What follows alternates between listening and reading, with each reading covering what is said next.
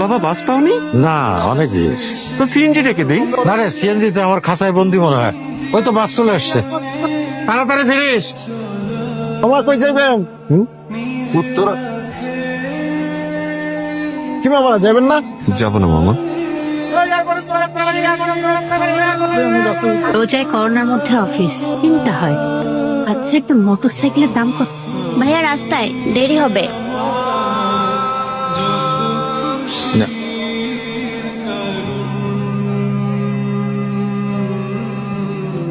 তুই কিন্তু ভিডিও করবি, ফেসবুকে ছেড়ে দেবো। সারপ্রাইজ।